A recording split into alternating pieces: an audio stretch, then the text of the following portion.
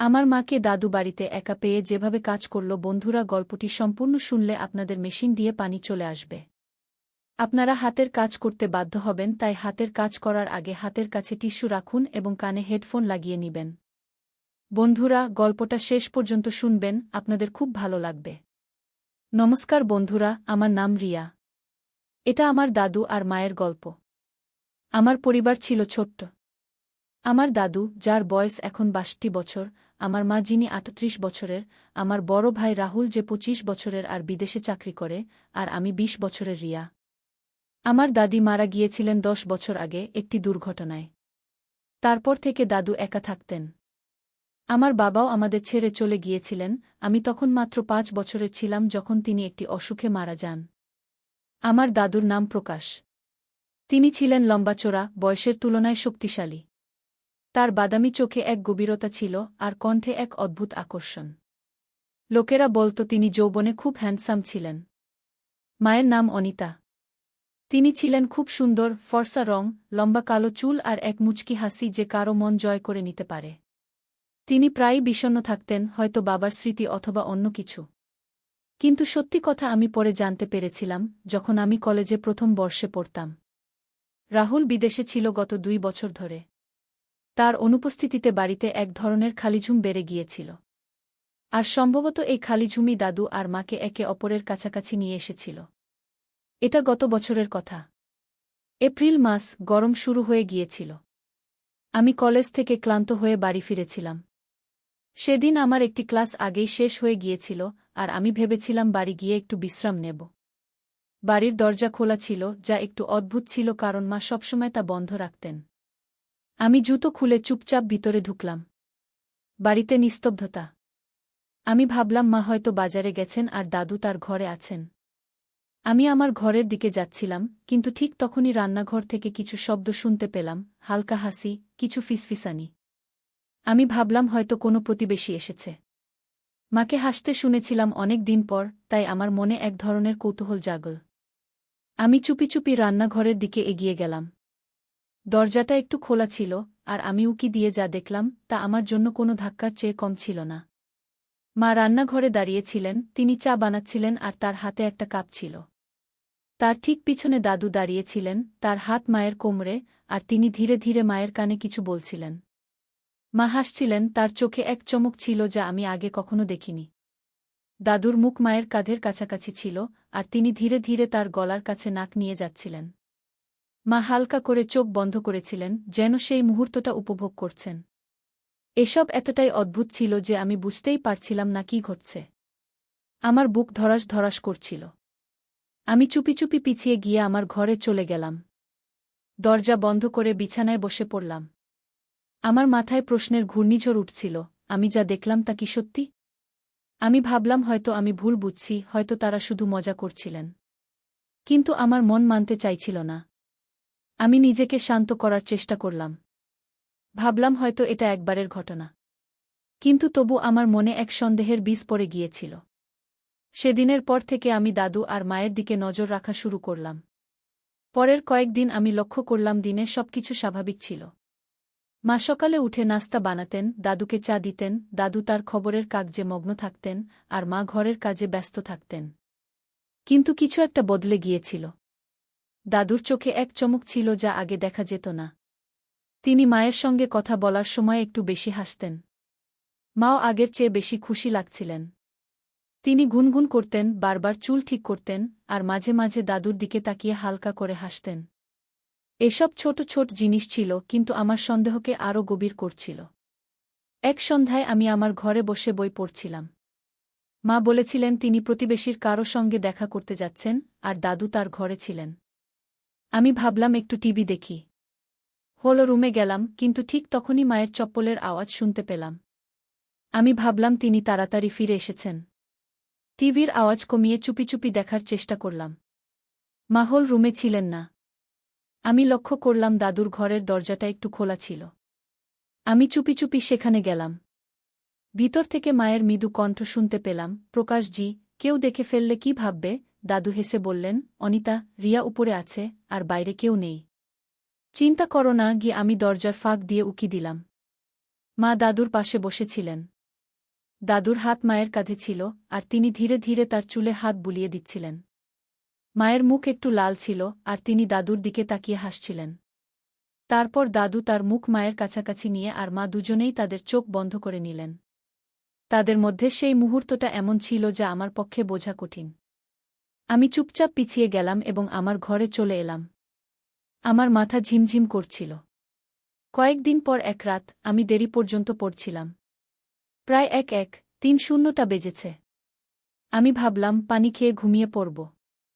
আমি আমার রুম থেকে বেরিয়ে কিচেনের দিকে যাচ্ছিলাম, তখনই দেখলাম দাদা তার রুম থেকে বেরিয়ে মায়ের রুমের দিকে যাচ্ছেন। তিনি চুপচাপ হাঁটছিলেন, যেন কেউ টের না পায়। মায়ের রুম ছিল প্রথম তলায় আর দাদার রুম নিচে। আমি ভাবলাম হয়তো তার কোনো কাজ আছে। কিন্তু তারপরই দেখলাম মায়ের রুমের দরজা একটু খোলা, আর দাদা ভেতরে চলে গেলেন। দরজা বন্ধ হয়ে গেল। আমি সেখানেই সিঁড়িতে দাঁড়িয়ে রইলাম। আমার হৃদয় আবার দ্রুত স্পন্দিত হতে লাগল। আমি সাহস করে চুপি চুপি মায়ের রুমের কাছে গেলাম। দরজার নিচ থেকে একটু আলো আসছিল। আমি কান দরজার সঙ্গে লাগিয়ে দিলাম। ভেতর থেকে মৃদু মৃদু কথা শোনা যাচ্ছিল। মায়ের কণ্ঠ, প্রকাশজি, যদি রিয়াকে জানা হয়ে যায় আর দাদার মৃদু হাসি, অনিতা, সে ঘুমিয়ে আছে, কিছুই জানে না কি। তারপর কিছুক্ষণের জন্য নিস্তব্ধতা, আর তারপর এমন কিছু শব্দ এল যা আমার পক্ষে বোঝা কঠিন ছিল না। বিছানার মৃদু ক্রিকিং, কিছু পড়ার শব্দ, আর তারপর মায়ের মৃদু নিঃশ্বাস। মনে হচ্ছিল যেন তারা দুজন একে অপরের খুব কাছাকাছি আছে। আমি সেখান থেকে দৌড়ে আমার রুমে চলে এলাম।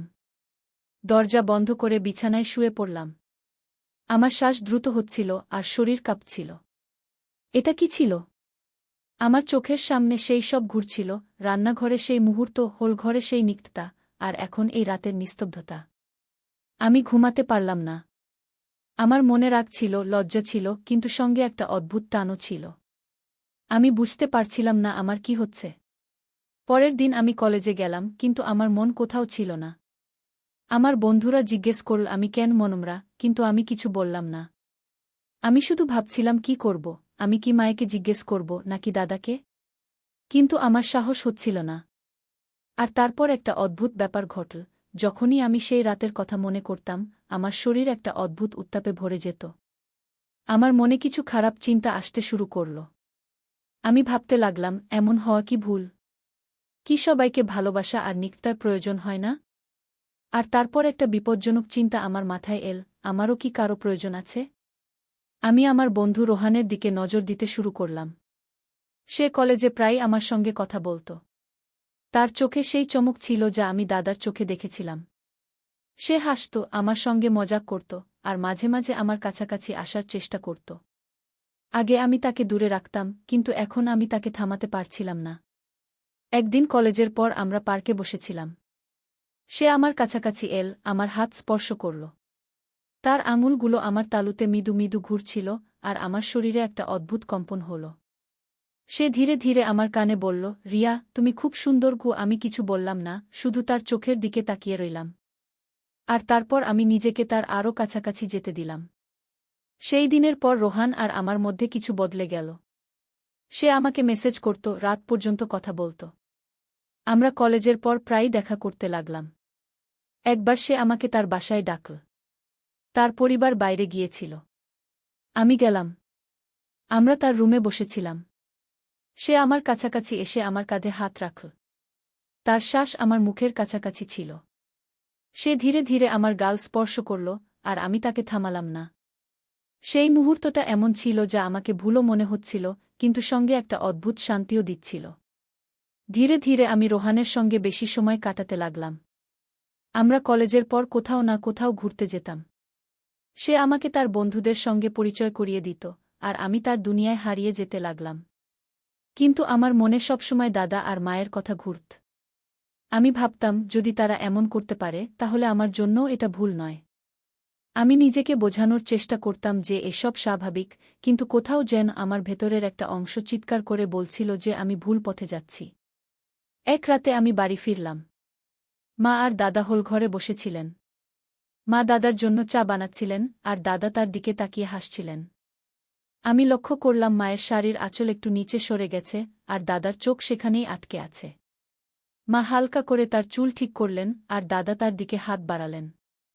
আমি চুপি চুপি আমার রুমে চলে গেলাম, কিন্তু সেই দৃশ্য আমার মাথা থেকে যাচ্ছিল না। আর তারপর সেই রাতেই রোহানের মেসেজ এল। সে লিখল, রিয়া, তুমি আজ খুব সুন্দর লাগছিলে।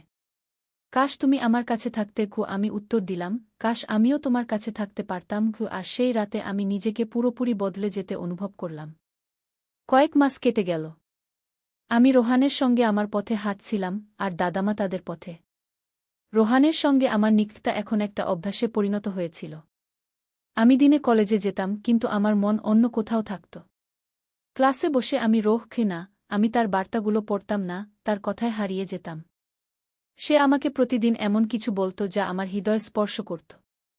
একদিন সে আমাকে আবার তার বাড়িতে ডাকল। আমি গেলাম। তার ঘরটি মৃদু আলো ভরা ছিল এবং সেখানে একটি অদ্ভুত নীরবতা ছিল। সে আমার কাছে এল, আমি কিছু বললাম না, শুধু নিজেকে তার আরও কাছে যেতে দিলাম। সেই মুহূর্তটি এমন ছিল যা আমাকে প্রতিবার আরও গভীরে নিয়ে যাচ্ছিল। আমি আমার চোখ বন্ধ করলাম এবং তার স্পর্শ অনুভব করতে লাগলাম। আমার মনে একটি প্রশ্ন জেগে উঠল, এই সেই অনুভূতি কি যা আমাকে দাদার কাছে নিয়ে যায়? কিন্তু আমি সেই প্রশ্নটিকে চেপে দিলাম। সেই দিনের পর আমি আরও ডুবে গেলাম। রোহান আমার জন্য সব হয়ে গিয়েছিল। আমি তার সাথে রাত পর্যন্ত বাইরে থাকতাম এবং বাড়ি ফিরতে ইচ্ছাই করতাম না। বাড়ির পরিবেশ এখন আগের চেয়েও বেশি অদ্ভুত হয়ে গিয়েছিল। মা এবং দাদা এখন আমার সামনেও কম সতর্ক থাকতে শুরু করেছিলেন। আমার মনে রাগ ছিল, কিন্তু সাথে একটি অদ্ভুত টানও ছিল। আমি ভাবছিলাম, তাদের কি এখন আর কোনো ভয় নেই? তারা কি ভাবছে যে আমি কিছু জানি না? এবং তারপর আমার মন রোহানের দিকে চলে গেল। তার কথা, তার স্পর্শ, এবং সেই মুহূর্তগুলি যা আমাকে প্রতিবার আরও গভীরে নিয়ে যাচ্ছিল। আমি নিজেকে বোঝানোর চেষ্টা করলাম যে, যদি মা এবং দাদা এমন করতে পারেন, তাহলে আমার জন্যও এটি ভুল নয়। কিন্তু আমার হৃদয়ের একটি কোণ চিৎকার করছিল যে আমি ভুল পথে যাচ্ছি। তারপর এক রাতে আমি দেরি করে বাড়ি ফিরলাম। রোহানের সাথে একটি পার্টিতে গিয়েছিলাম এবং সেখানের পরিবেশ আমাকে আরও বিভ্রান্ত করেছিল। আমি দেখলাম যে মায়ের ঘর বন্ধ ছিল এবং দাদা তার ঘরে ছিলেন না। আমি চুপি চুপি মায়ের ঘরের কাছে গেলাম। দরজার নিচ থেকে মৃদু আলো আসছিল। আমি কান দরজার সাথে লাগিয়ে দিলাম। ভিতর থেকে মায়ের মৃদু কণ্ঠ শুনতে পেলাম, প্রকাশজি, আজ একটু তাড়াতাড়ি। রিয়া কখন আসবে জানি না। দাদা হেসে বললেন, অনিতা, সে তার নিজের জগতে হারিয়ে আছে। সে কি জানে? তারপর নীরবতা নেমে এল। আমি বুঝতে পারলাম যে তারা আবার সেই জগতে হারিয়ে গেছেন। আমি আমার ঘরে গেলাম এবং বিছানায় শুয়ে পড়লাম। আমার মনে একটি ঝড় উঠছিল। আমি ভাবছিলাম, এই সব কি এখন আমার সামনেও খোলাখুলি হবে? এবং তারপর রোহানের বার্তা এল। সে লিখল, রিয়া, আজ রাতে তুমি খুব সুন্দর দেখাচ্ছিলে। কাশ তুমি আমার কাছে থেকে যেতে। আমি উত্তর দিলাম, কাশ আমি থাকতে পারতাম। সেই রাতে আমি নিজেকে সম্পূর্ণরূপে পরিবর্তিত হতে অনুভব করলাম। আমি সেই পথে এতটাই এগিয়ে গিয়েছিলাম যে ফিরে আসা অসম্ভব মনে হচ্ছিল। কয়েক মাস কেটে গেল। আমি রোহানের সাথে আমার নিজের জগতে হারিয়েছিলাম এবং দাদামা তাদের নিজের জগতে। কিন্তু একদিন সব বদলে গেল। এক সন্ধ্যায় আমি কলেজ থেকে ফিরে দেখলাম যে বাড়ির পরিবেশ কিছুটা আলাদা। দরজায় একজোড়া জুতা পরে ছিল যা আমার চেনা লাগছিল। আমি ভিতরে গেলাম হলে রাহুল বসেছিল। তার মুখ শক্ত ছিল। মা এবং দাদাও সেখানে ছিলেন, কিন্তু তাদের চোখ নিচে ছিল। আমি বললাম, ভাইজা, তুমি কখন এলে? রাহুল আমার দিকে তাকাল এবং ধীরে বলল, আজ সকালে। রিয়া, তুমি উপরে যাও। আমাকে মা এবং দাদার সাথে কিছু কথা বলতে হবে। আমার অদ্ভুত লাগল, কিন্তু আমি আমার ঘরে চলে গেলাম। উপরে থেকে আমি তাদের কণ্ঠস্বর শুনতে পাচ্ছিলাম। রাহুলের কণ্ঠস্বর উচ্চ হচ্ছিল এবং মায়ের কণ্ঠ কাঁপছিল। আমি চুপি চুপি সিঁড়িতে নেমে গেলাম এবং শোনার চেষ্টা করতে লাগলাম। রাহুল চিৎকার করছিল, এখানে কি চলছে? আমি ভেবেছিলাম আমি আমার পরিবারের জন্য পরিশ্রম করছি, আর এখানে এই সব। তার কণ্ঠে রাগ ছিল, কিন্তু সাথে একটি ব্যথাও ছিল। আমি নিচে তাকালাম। রাহুল তার ফোনে কিছু দেখাচ্ছিল। মা এবং দাদা সোফায় বসেছিলেন। তাদের মুখ সাদা হয়ে গিয়েছিল। রাহুল ফোনটি মায়ের দিকে বাড়িয়ে দিল এবং বলল, এটা দেখো। আমি বাড়িতে ক্যামেরা লাগিয়েছিলাম নিরাপত্তার জন্য। কিন্তু এটা কি? রাতে ঘরে, দিনে হলে তোমাদের দুজনের কি লজ্জাও হয় না? মা ফোনের দিকে তাকালেন এবং তার হাত দিয়ে মুখ ঢেকে ফেললেন। তার চোখ থেকে অশ্রু বয়ে পড়ছিল। দাদার মাথা নিচু ছিল এবং তার আঙুলগুলি কাঁপছিল। রাহুল টেবিলে জোরে মুষ্টি মারল এবং চিৎকার করল, তোমরা আমার পরিবার, আর তোমরা এই সব করেছ আমার পিছনে। মা কাঁদতে কাঁদতে বললেন, রাহুল বেটা, আমাদের ক্ষমা করে দাও। আমরা পথভ্রষ্ট হয়েছিলাম। একাকিত্বই আমাদের এখানে নিয়ে এসেছে। কি তার কণ্ঠ ভেঙে যাচ্ছিল। দাদা ধীরে বললেন, রাহুল, আমি ভুল করেছি। আমি জানতাম না যে এটা এতদূর এগিয়ে যাবে। আমাদের ক্ষমা করে দাও। তার কণ্ঠে লজ্জা ছিল, কিন্তু রাহুলের রাগ কমল না। সে বলল, ক্ষমা? তোমরা ক্ষমা চাইছ? তোমরা কি জান যে এই বাড়িতে কি ভেঙে পড়েছে? রিয়াও এর শিকার হয়ে গেছে। আমি শুনছিলাম এবং আমার পা কাঁপতে লাগল। রাহুল আমাকে ডাকল, রিয়া, নিচে আয়। আমি ভয়ে ভয়ে নিচে নেমে গেলাম। রাহুল আমার দিকে তাকাল এবং বলল, রিয়া, তুমিও বল, এসব কতদিন ধরে চলছে? আর তুমি কতদূর পথভ্রষ্ট হয়েছ? আমি কেঁদে ফেললাম। আমি সব বললাম। রান্নাঘরে সেই মুহূর্ত, রাতের নীরবতা, এবং রোহানের সাথে রাহুলের মুখ লাল হয়ে গেল। সে তার চুল টেনে ধরে বলল, এটা আমার পরিবার আমি বিদেশে দিনরাত পরিশ্রম করি, আর এখানে সব কিছু নষ্ট হয়ে যাচ্ছে। মা রাহুলের পা জড়িয়ে ধরে কাঁদতে কাঁদতে বললেন, বাবা, আমাদের একটা সুযোগ দাও।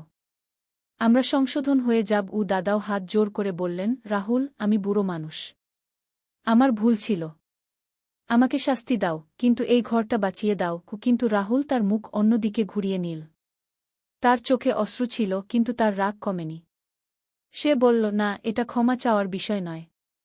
এটা অপরাধ, এবং এর জন্য তোমাদের শাস্তি পেতেই হবে। পরের দিন সকালে রাহুল পুলিশকে ফোন করল। 2 পুলিশ কর্মী বাড়িতে এল, একজন ইন্সপেক্টর এবং একজন কনস্টেবল। রাহুল তাদের ফোনে ক্যামেরার ফুটেজ দেখাল। ইন্সপেক্টর ফুটেজ দেখে বলল, এটা গুরুতর মামলা। আমাদের এই দুজনকে থানায় নিয়ে যেতে হবে। মা এবং দাদা নিঃশব্দে বসেছিলেন। মায়ের চোখ দিয়ে অশ্রু গড়িয়ে পড়ছিল, আর দাদার মুখ পাথরের মতো শক্ত হয়ে গিয়েছিল। পুলিশ তাদের হাতকড়া পরিয়ে দিল। মা আমার দিকে তাকিয়ে আসতে বললেন, রিয়া, আমাদের ক্ষমা করে দিও। কিন্তু আমি কিছু বলতে পারলাম না। পাড়ায় হইচই পড়ে গেল। প্রতিবেশীরা বেরিয়ে এল, আর লোকজন ফিসফিস করতে লাগল। পুলিশের গাড়িতে মা এবং দাদাকে বসানো হল। রাহুল আমার কাছে এসে বলল, রিয়া, এটা ঠিক। তাদের ভুলের শাস্তি পেতেই হবে। আমি শুধু নিঃশব্দে কাঁদছিলাম। কিছুদিন পরে আদালতে মামলা চল। জজ ফুটেজ দেখে দুজনকেই দোষী সাব্যস্ত করলেন। দাদাকে 2 বছরের সাজা শোনানো হল, আর মাকে 1 বছরের। জজ বললেন, এটা শুধু নৈতিক ভুল নয়, এটা আইনের লঙ্ঘন। সমাজে এমন সম্পর্ক মেনে নেওয়া যায় না। যখন মা এবং দাদা জেলে চলে গেলেন, বাড়িতে নিস্তব্ধতা নেমে এল। রাহুল আমার পাশে বসে বলল, রিয়া, আমি জানি তুমি অনেক কিছু দেখেছ। তুমিও পথভ্রষ্ট হয়েছিলে, কিন্তু এখনও সময় আছে। আমি কাঁদতে কাঁদতে বললাম, ভাইয়া, আমি ভুল পথে চলে গিয়েছিলাম। আমাকে ক্ষমা করে দাও। রাহুল আমার কাঁধে হাত রেখে বলল, রিয়া, আমি তোমার ভাই। আমি তোমাকে কখনো একা ছাড়ব না। কিন্তু আমাদের বুঝতে হবে, ভুল পথ শুধু ধ্বংসের দিকে নিয়ে যায়। সেদিনের পর থেকে রাহুল আমার পড়াশোনার দিকে নজর দিল। আমি রোহানের সাথে সব সম্পর্ক শেষ করলাম।